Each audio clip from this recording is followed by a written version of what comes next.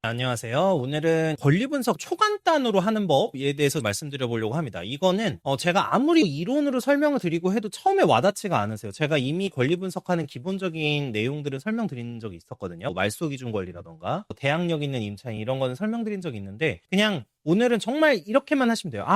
오늘 딱 봤을 때 쉬운 물건 중에 그냥 임차인 정도만 있는 물건이면 요것만 보면 되는구나, 권리 분석은 이것만 하면 되는구나를 실전 사례를 통해서 바로 보여드리겠습니다. 오늘 제가 하나 가지고 온 게 지금 2022 타경 7084예요. 일단 요거부터 한번 볼게요. 여기서 제가 팁을 하나 드릴게요. 2022년이 집값이 비쌌던 해인가요? 싸지던 해인가요? 잘 모르시겠죠? 보통 2022년 한 중반 정도가 집값이나 이런 게 가장 고점을 찍었었습니다. 지금 서울의 핵심지 같은 경우에는 대부분 전고점을 다 이미 돌파한 상황인데, 그렇지 않은 지역의 경우, 특히 뭐 인천이나 경기도 지역이 제일 대표적인데요. 여기서 2022년에 경매가 들어갔었다면 어떻게 된다? 그때는 감정가가 비쌌겠구나, 이렇게 생각을 할 수 있어요. 경매 사건이 시작된 지 좀 오래된 사건의 경우에는 지켜보실 필요가 있어요. 네. 자, 그다음 권리 분석만 한번 볼게요. 일단은 여기는 건물 면적은 18.04평이네요. 자, 그리고 감정가는 2억 6,800만 원인데 지금 계속 떨어져서 최저 매각 가격이 9,100만 원까지 떨어졌습니다. 한번 보겠습니다. 경매 사이트에 따라 좀 다른데요. 저는 옥션원을 사용하고 있거든요. 근데 가장 먼저 보셔야 되는 거는 매각 물건 명세서인데, 이거 바로 눌러보세요.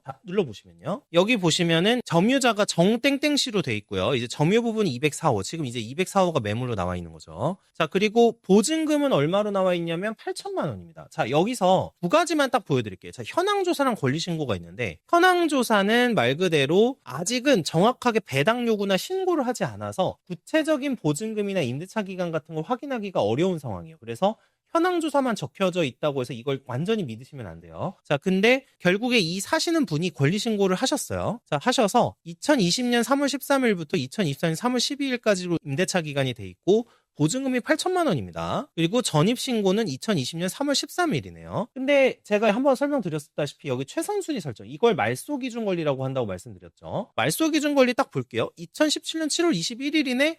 2020년 3월 13일에 전입신고했네? 이게 빠르네? 없어져요. 네, 이거는 인수하지 않아도 됩니다. 자, 그래서 여기 보시면은 등기된 부동산에 관한 권리 또는 가처분으로 매각으로 그 효력이 소멸되지 아니하는 것. 이게 우리가 샀을 때 무언가 책임을 져야 되는 거거든요. 근데 책임질 거 없음, 여기도 없음, 비고란도 없음이에요. 근데 딱 하나 이 보증금만 있는데, 이 보증금의 경우에도 2020년에 전입신고를 했는데 원래 근저당권 설정된 게 2017년이니까 우리 책임질 거 없음. 그래서 가격만 보면 된다. 권리 분석 끝! 좀 굉장히 간단하시죠? 지금 제가 딱 영상 찍은 3분 만에 끝났어요. 물론 변호사들이 주로 컨설팅을 하고 다루는 분야는 좀 더 어려운 사건들도 많지만 가장 초보일 때는 이런 것들을 많이 기억을 해주시면 돼요. 대부분은 깨끗한 권리거나 임차인 정도만 들어와 있는 상황, 이 상황에서만 보시면은 크게 어려움은 없다 정도로만 기억을 해주시면 될 것 같습니다. 자, 그러면은 여기서 경매 사이트가 분석해 놓은 것도 한번 볼게요. 자, 여기 보시면 임차인 현황, 이거 매각 물건 명세서에서 적어 있는 거를 그대로 적은 겁니다. 자, 다시 볼게요. 임차인 현황 2020년 3월 13일. 그래서 아까 말소 기준 권리가 여기 쪽에 보면은 여기 근저당이 제일 말소 기준 권리 중에 제일 먼저 설정돼 있는데 2017년 7월 21일이네요. 요거보다 전입일자가 늦으니까 대항력 없음 끝, 요겁니다. 근데 이제 요 케이스에서는 그래서 결국 가격만 보시면 되는데요. 약간의 문제가 있을 수가 있어요. 자, 어떤 게 있냐면은 명도 문제가 있을 수가 있습니다. 명도는 어떤 거냐면, 자, 보세요. 장땡땡씨가 204호에 점유를 하고 계시고 이분이 아마 살고 계실 가능성이 매우 높아요.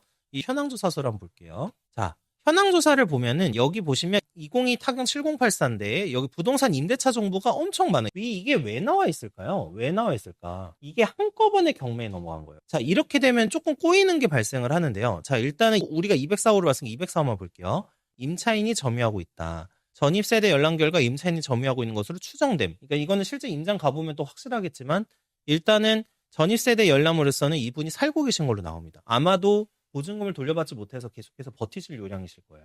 자, 이 상황인데 아까 그나마 다행이었던 건 어떤 거죠? 보증금이 아주 크지는 않았어요. 자, 보증금이 8천만 원이네요. 이 부분에 대해서 소액 임차인이어서 먼저 가져가는 부분들이 있습니다. 이 소액 임차인은 지금 이 영상에서 자세히 설명하진 않을게요. 근데 어떤 거냐면 일정 보증금 이하의 임차인의 경우에는 일정 액수를 가장 최우선적으로 받아간다 해서 소액 임차인이에요. 근데 소액 임차인이니까 제일 먼저 가져가겠구나. 그러면 어떻게 되냐면요. 여기 근저당을 설정한 이 사람들보다 장땡땡 씨라는 분이 소액 임차인으로서 수천만 원 정도를 먼저 가져간다는 뜻이에요. 이거 그냥 나온 김에 한번 보여드릴게요. 어떤 거냐면은 자, 여기 보시죠.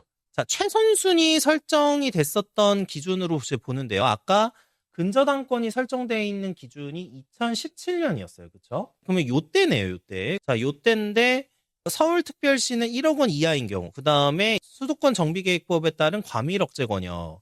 자, 과밀억제 권역에 들어가느냐. 이 과밀억제 권역은요, 아까 최선순위가 설정됐었던, 그 이제 근저당이 제일 먼저 설정됐었던 게 2017년이었죠. 자, 17년을 기준으로 봤을 때, 이때 수도권 정비계획법에 따른 과밀억제 권역에 인천이 들어가요. 인천광역시가 들어가거든요. 예, 그래서 이 인천광역시가 8천만 원 이하, 아까 보증금이 딱 8천이었네요. 그러니까 8천만 원 이하니까 들어가는 거예요. 자, 들어가고 그러면 얼마까지 먼저 받아가느냐? 2,700만 원까지 먼저 받아갑니다. 그러면 다시 한번 돌아와 볼게요. 임땡땡 씨가 소유권 등기를 했고요. 근저당이 2017년. 이 경우에 이제 말소 기준 등기가 이거기 때문에 이걸 기준으로 해서 소액 임차인을 판단한다. 그러면 자, 여기 볼게요. 장땡땡 씨가 보증금 8천만 원 중에 아까 2,700만 원을 먼저 받아가게 됩니다. 근데 문제는 뭐냐면 이 장땡땡 씨가 나머지 보증금을 못 받은 상황이잖아요. 근데 우리가 낙찰 받으면 이 사람은 2,700만 원만 먼저 받아가고 그 사람이 나가야 돼요. 근데 곱게 나갈까요? 여기에 숨겨져 있는 게 하나 더 있어요. 자, 여기 볼게요. 여기에 전문가 멘트도 하나 있는데 여러 개인 경우 모든 물건이 매각된 후 배당길이 지정된다라는 건데 현황조사서를 다시 한번 볼게요. 이 경매 절차 자체가 뭘 볼 수 있냐면 지금 부동산이 여러 개가 들어가 있다는 거예요. 그러면 지금 202, 204, 205 쭉 나와 있는데 이게 이제 다 종료가 됐을 때 배당이 된다는 거거든요. 그러고 나서 인도명령 결정을 할 수 있다는 뜻인데 이렇게 되면은 아, 명도가 굉장히 쉽지 않겠구나라는 생각이 들 수가 있는 거예요. 왜냐하면 다른 것도 다 낙찰을 받아야 배당을 하고서 인도명령 해가지고 바로 명도를 해올 수가 있는데 이 인도명령을 하려면은 다른 것도 다 팔려야 되니까 그리고 그 다음에 배당기일이 지정돼야 되니까 아, 이거 좀 늦어질 수 있겠네라는 생각을 하셔야 된다. 그래서 요거까지 하면 어느 정도의 권리 분석이 끝납니다. 등기부도 그냥 살짝 한번 보면서 그냥 맛보기만 보여드릴게요. 등기부도 원래는 다른 영상으로 자세하게 하긴 하겠지만 자, 일단은 204호에서 이제 여기 집합건물이라고 있습니다. 집합건물은 뭐냐면 아파트, 오피스텔 이런 것들인데 그래서 204호만 따로 등기가 돼 있는지를 확인하시면 돼요. 간혹 있는 케이스인데요. 이제 다세대 경우에 다세대도 호가 이렇게 나눠져 있거든요. 그러면은 면적 같은 건 한번 확인해 보실 필요가 있어요. 요 부분. 자, 왜 그러냐면 이 면적 같은 거 확인 안 하셨다 이게 불법 건축물인 경우가 있거든요. 그래서 요것도 한번 확인해 보시면 좋다. 정도만 이제 기억을 해 주시면 되고. 자, 소유권 보존 등기. 소유권을 처음에 했을 때를 보존 등기라고 해요. 그래서 임땡땡 씨가 지금 소유자시죠. 그리고 여기 보면 민간 임대주택을 등록을 해 놓으셨네요. 이 민간 임대주택 등록도 이제 한번 꼭 보셔야 됩니다. 다만 이 민간 임대주택은 경매로 낙찰받았을 때는 이 부분에 대해서 취소를 할 수가 있습니다. 자, 그 다음에 을구에 보면은 누가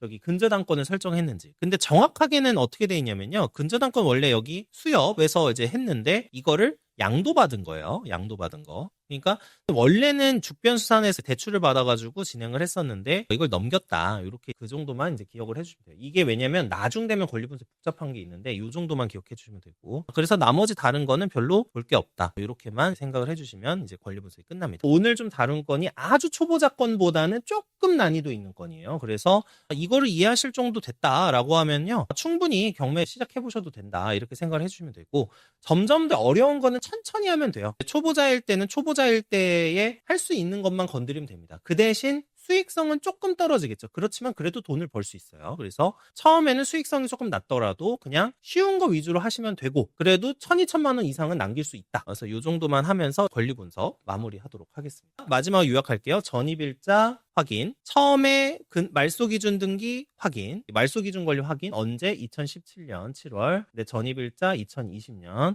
늦네, 대항력 없음 이렇게 생각을 해주시면 되고 그 부분에 대해서 자세히 확인하시려면 매각물건 명세서 확인하셔서 여기 최선순위 설정 2017년 7월 21일 근저당권 딱 나와 있죠. 그리고 보증금 전입신고 확정일자 이렇게 나와 있으니까 전입신고일자 확인하시고요. 네, 이렇게 해서 진행을 하면 된다. 요게 대항력 없는 임차인의 케이스였습니다. 그러면 대항력 있는 임차인이면 뭘까? 요게 최선순위 설정보다 빠르면 대항력 있는 임차인이에요. 그러면 그 부분을 내가 전부 책임을 져야 될 가능성이 매우 높다. 그렇게 생각을 해주시면은 된다. 요것만 확인하시면 되고, 대항력 있는 임차인이다. 일단 초보일 때는 건드리지 않으시면 되기 때문에 그것만 마지막으로 마무리하면서 오늘 영상 마치도록 하겠습니다. 네, 시청해주셔서 감사하고요. 더 다음 영상에서 뵙도록 하겠습니다.